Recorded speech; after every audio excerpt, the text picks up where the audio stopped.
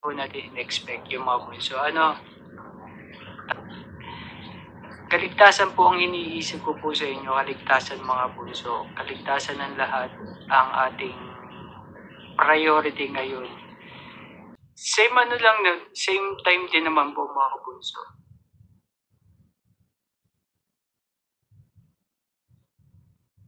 August 3 po ay linggo po yun. Kaya mga kabunso, ayan din natin ina-expect yung nangyayari ngayon sa mga nasalanta po ng bagyo, tsaka binaha po, ayan. Sana ayos lang po kayo mga kabunso. Sa halip po na 27, imumove po natin ng August 3. Kasi nagwo-worry po ako sa akin po, okay lang naman po kami dito. Medyo konting baha lang naman po. Siyempre, niisip ko rin po yung mga galing ng ibang probinsya pa po na magbibiyahe pa pupunta sa Manila. Pupunta po sa Bilyang Air Base. Yun po, mayroon pong paparating uli na 2 pang bagyo. Opo, hindi naman natin ito inaasahan.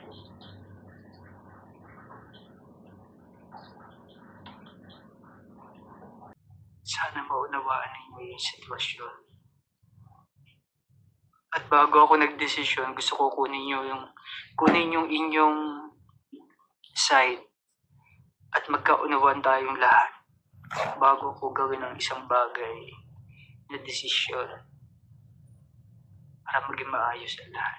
Mga bunso, thank you sa pangunawa. God bless po sa inyo and sorry po sa abala.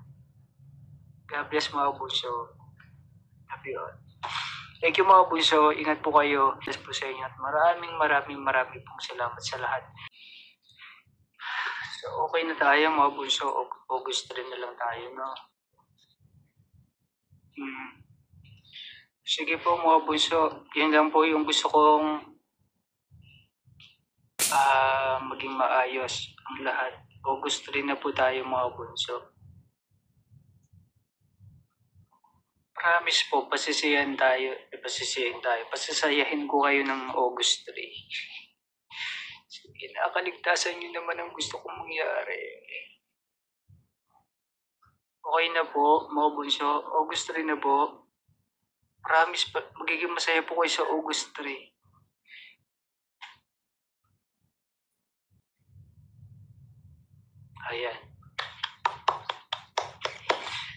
Ayan. Final po tayo mga bunso.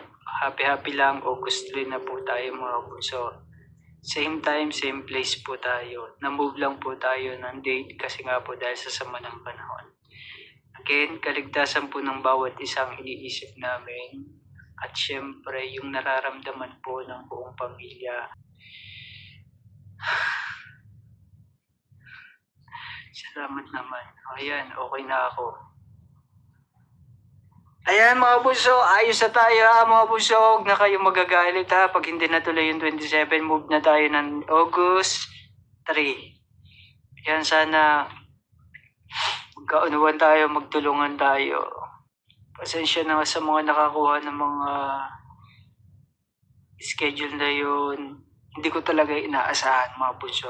Talagang gusto ko talaga. Kaya gusto ko talaga na matuloy. Pero dahil sa sama ng panahon.